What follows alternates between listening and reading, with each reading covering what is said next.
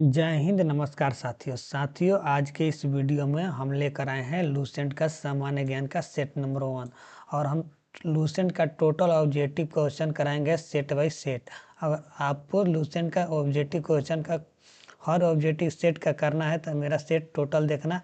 जितना भी लूसेंट से ऑब्जेक्टिव क्वेश्चन बनेगा हमसे उतना बना कर लेंगे, कम से कम 10,000 लेकर आएंगे सेट बाय सेट। आप लोग रोज़ डेली आकर वीडियो देखिएगा। डेली 100 क्वेश्चन अपलोड करेंगे। इस बार अभी 50 क्वेश्चन के आसपास लेकर आए हैं, तो आप लोग वीडियो को ध्यान से देखिए। 50 क्वेश्चन है इसमें। तो क्वेश्चन नंबर 1, अगर वीडियो पसंद आए तो वीडियो को लाइक और चैनल को सब्सक्राइब कर लीजिए। क्वेश्चन नंबर 1, भारत नाम का उल्लेख महाकाव्य तथा पुराणों के किस रूप में मिलता है? बताइए, भारत नाम का उल्लेख महाकाव्य तथा पुराणों में किस रूप में मिलता है? ऑप्शन नंबर ए आर्यवर्त में, ऑप्शन नंबर बी भारत खंड में, ऑप्शन नंबर सी भारतवर्ष में, ऑप्शन नंबर डी जम्मूद्वीप में। तो इसका आंसर क्या होगा? कमेंट में जल्दी से जल्दी बताइए। तो ये है भारतवर्ष में, option number C correct answer. Next question, question number 2, भारतवर्ष शब्द का क्या अर्थ है? बताइए, भारतवर्ष शब्द का अर्थ क्या है? इसका भी आंसर बताइए। ऑप्शन नंबर ए भारत भूमि, ऑप्शन नंबर बी आर्यों की भूमि, ऑप्शन नंबर सी देवताओं की भूमि, ऑप्शन नंबर डी नदियों की भूमि। तो बताइए कौन सा होगा? इसका आंसर कमेंट में दीजिए। तो ये होगा आर्यों की भूमि, option number B correct answer. Next question, नहीं भारत की भूमि, सॉरी भारत की भूमि होगा, option number A correct answer. Next question, question number 3, प्राचीन भारतीय अपने देशों को क्या कहते थे? बताइए, प्राचीन भारतीय अपने देश को क्या कहते थे? इसका आंसर कमेंट बताइए। तो प्राचीन भारतीय अपने देश को जम्मूद्वीप कहते थे, option number B correct answer. Next question, question number 4, Jambudweep शब्द का प्रयोग किस साहित्य में हुआ है? बताइए, जम्मूद्वीप का प्रयोग किस साहित्य में हुआ है? इसका आंसर कमेंट में दीजिएगा। तो ये हुआ है पुराण में, option number C correct answer. Next question, question number 5, यूनानी ने सिंधु नदी का क्या कहा? बताइए, यूनानियों ने सिंधु नदी को क्या कहा था? Option number A Hind, option number B Indus, option number C Iravati, option number D Sapta Sindhi. तो इनमें से क्या कहा था यूनानियों ने? इसका भी आंसर कमेंट में दीजिएगा अगर याद है तो इंडस कहा था, option number B correct answer. Question number 6, Hind शब्द किस नदी के नाम से निकला है? बताइए, हिंद शब्द किस नदी के नाम से निकला है? इसका आंसर बताइए। तो यह है सिंधु नदी को हिंद शब्द निकला है, सिंधु नदी से, option number C correct answer. Next question, question number 7, अंग्रेजों ने भारत को किस नाम से पुकारा? बताइए, अंग्रेजों ने भारत को किस नाम से पुकारा है? इसका आंसर कमेंट में दीजिए। तो ये पुकारा है इंडिया के नाम से, option number C correct answer. Next question, question number 8, Bharat को 3 भागों में बांटा जाता है। बताइए, भारत को 3 भागों में कौन कौन सा बांटा जाता है? इसका भी आंसर बताइए। तो ये बांटा जाता है प्राचीन भारत, मध्यकालीन और आधुनिक, option number B correct answer. Next question, question number 9, इतिहास को 3 भागों में बांटने का श्रेय किसे है? बताइए, इतिहास को 3 भागों में बांटने का श्रेय इनमें से किसको मिला है? इसका आंसर कमेंट में बताइएगा। तो ये मिला है क्रिस्टो सेलारियस का, option number C correct answer. अगला क्वेश्चन, क्वेश्चन नंबर 10, प्राचीन भारतीय इतिहास के कितने मुख्य स्रोत माने गए हैं? बताइए, प्राचीन भारतीय इतिहास के कितने मुख्य स्रोत माने गए हैं? इसका आंसर कमेंट में बताइए। तो ये माने गए हैं 4, option number C correct answer. अगला क्वेश्चन, क्वेश्चन नंबर 11, प्राचीन भारतीय इतिहास का पहला स्रोत क्या है? बताइए, प्राचीन इतिहास भारत का पहला स्रोत क्या है? इसका आंसर दीजिए। तो ये है धार्मिक ग्रंथ, option number C correct answer, धार्मिक ग्रंथ। अगला क्वेश्चन, क्वेश्चन नंबर 12, वेद किस प्रकार का स्रोत है? इनमें से वेद किस प्रकार का स्रोत है? बताइए। तो ये है धार्मिक, option number B correct answer. अगला क्वेश्चन, क्वेश्चन नंबर 13, वेदों की कुल संख्या कितनी है? बताइए, इनमें से वेदों की कुल संख्या कितनी है? इसका आंसर कमेंट में बताइए। तो ये है 4, option number C correct answer 4। अगला क्वेश्चन, क्वेश्चन नंबर 14, सबसे प्राचीन वेद कौन सा है? सबसे प्राचीन वेद इनमें से कौन सा है? कमेंट करिए। तो ये है Rigveda, option number D correct answer. हम हर चैप्टर से ऑब्जेक्टिव क्वेश्चन लूसेंट के लेकर आएंगे। डेली 2 वीडियो अपलोड करेंगे 100 ऑब्जेक्टिव क्वेश्चन का। आप लोग ध्यान से डेली देखिएगा। ठीक है, क्वेश्चन नंबर 15 देखते हैं।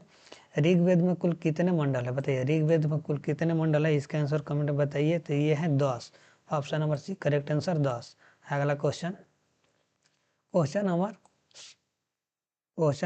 16, गायत्री मंत्र किस वेद से संबंधित है, इनमें से बताइए गायत्री मंत्र किस वेद से संबंधित है। तो ऋग्वेद से है, option number B correct answer.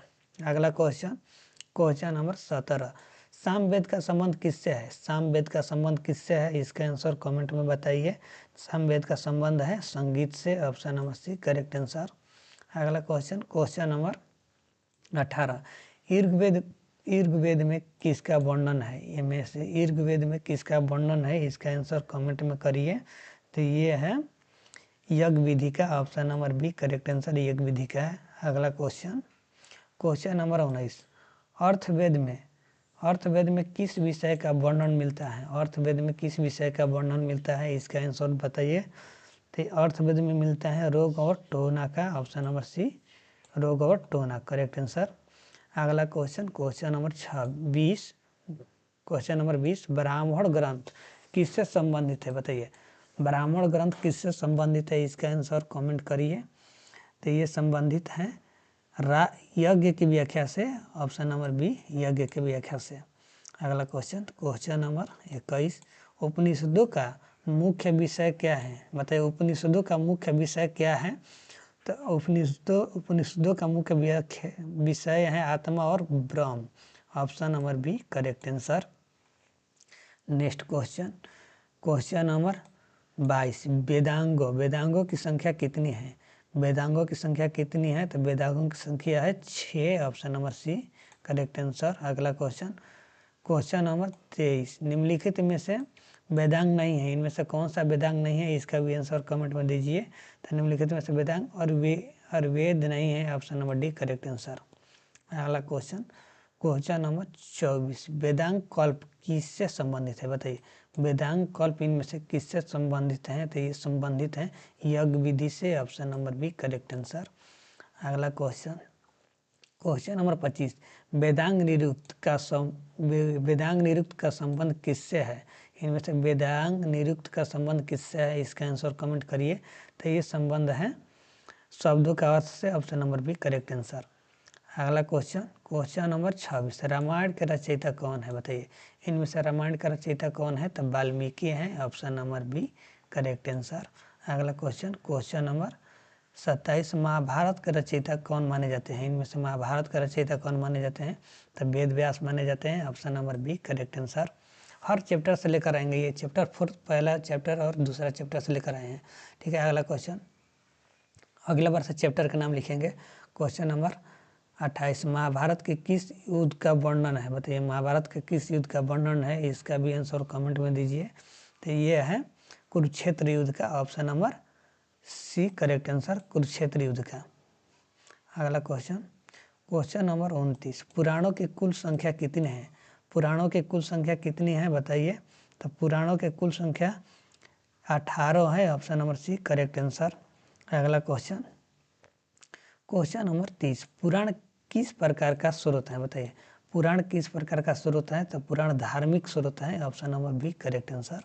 अगला क्वेश्चन, क्वेश्चन नंबर 31, मेगनीज जो मेगास्थनीज था, मेगास्थनीज किस देश का निवासी था बताइए, मेगास्थनीज किस देश का निवासी था। तो ये यूनान का था, option number B correct answer. Next question, question number 32, Megasthenes किसके दरबार में आया बताइए, मेगास्थनीज इनमें से किसके दरबार में आया था, इसका भी आंसर कमेंट में करिए। तो ये बिंबिसार के दरबार में आया था, option number B correct answer. नहीं, चंद्रगुप्त मौर्य का, चंद्रगुप्त मौर्य के दरबार में आया था, option number C correct answer. Next question, question number 33, Indica पुस्तक किसने लिखी, इंडिका पुस्तक किसने लिखा है, इसका आंसर कमेंट में बताइए। तो इंडिका पुस्तक मेगास्थनीज ने लिखा था, option number C correct answer. अगला क्वेश्चन नंबर 34, फाहियान किस देश का यात्री था, इनमें से फाहियान किस देश का यात्री था। तो फाहियान चीन देश का यात्री था, option number A correct answer.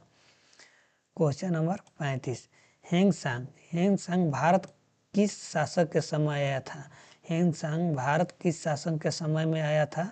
इसका आंसर कमेंट में बताइए। तो ये आया था हर्षवर्धन के शासनकाल में। Option number C correct answer. Question number 36, अभिलेखों के अध्याय को क्या कहा जाता है? बताइए, अभिलेखों के अध्याय को क्या कहा जाता है? कमेंट करिए। तो ये एपिग्राफी कहा जाता है। Option number C correct answer. अगला क्वेश्चन, क्वेश्चन नंबर 37, हाथी गुफा अभिलेख किस शासक से संबंधित है? हाथी गुफा अभिलेख किस शासक से संबंधित है? कमेंट करिए। तो ये संबंध है खरवेल शासक से। Option number C correct answer. अगला क्वेश्चन, क्वेश्चन नंबर 38, प्रयाग स्तंभ लेख किस शासक से संबंधित है? प्रयाग स्तंभ लेख किस शासक से संबंधित है? इसका आंसर कमेंट करिए। तो ये संबंधित है समुद्रगुप्त से। Option number B correct answer. Next question, question number 39, Junagadh अभिलेख किससे संबंधित है? चूनागढ़ अभिलेख किससे संबंधित है? तो रुद्रामन से संबंधित है। Option number B correct answer. Next question, question number 40, सिक्कों के अध्ययन को क्या कहते हैं? बताइए, सिक्कों का अध्ययन को क्या कहते हैं? कमेंट करिए। तो सिक्कों का अध्ययन को कहते हैं निमोस्टोमिक्स, निमोस्टोकीमिक कहते हैं। Option number B correct answer, numismatics. अब अगला क्वेश्चन, क्वेश्चन नंबर 41, उत्तर भारत की मंदिर शैली कहलाती है? उत्तर भारत की मंदिर शैली क्या कहलाती है? कमेंट करिए। तो उत्तर भारत का मंदिर शैली कहलाती है नागर। नगर। Option number B correct answer. अगला क्वेश्चन, क्वेश्चन नंबर 42, दक्षिण भारत की मंदिर शैली कहलाती है? दक्षिण भारत की मंदिर शैली क्या कहलाती है? तो द्रविड़ कहलाती है। Option number B correct answer. Next question, question number 43, Nagara और द्रविड़ शैली का मिश्रण कहलाता है? नगर और द्रविड़ शैली का मिश्रण को क्या कहते हैं? इसका भी आंसर कमेंट में करिए। तो वेसर कहते हैं। Option number C correct answer, Vesara. अगला क्वेश्चन, क्वेश्चन नंबर 44, पंचायत शैली में मुख्य मंदिर के साथ कितने सहायक मंदिर होते हैं? बताइए, पंचायत शैली में मुख्य मंदिर के साथ कितने सहायक मंदिर होते हैं? इसका भी आंसर कमेंट में बताइए। तो ये होते हैं 4। Option number C correct answer. Next question, question number 45, Khajuraho मंदिर किस शैली का उदाहरण है? इनमें से खजुराहो मंदिर जो है किस शैली का उदाहरण है? कमेंट करिए। तो ये है नगर शैली का। Option number B correct answer. Next question, question number 46, अभिलेख प्राय किस पर लिखे जाते थे? इनमें से अभिलेख जो लिखे जाते हैं इनमें से किस पे लिखे जाते थे? इसका भी आंसर कमेंट करिए। तो ये लिखे जाते थे पत्थर और ताम्रपत्र पर। Option number C correct answer. Next question, question number 47, वैदिक साहित्य को क्या कहा जाता है? वैदिक साहित्य को क्या कहा जाता है? तो वैदिक साहित्य को क्या कहा जाता है? इसका भी आंसर कमेंट करिए। तो ये कहा जाता है Shruti. Option number B correct answer.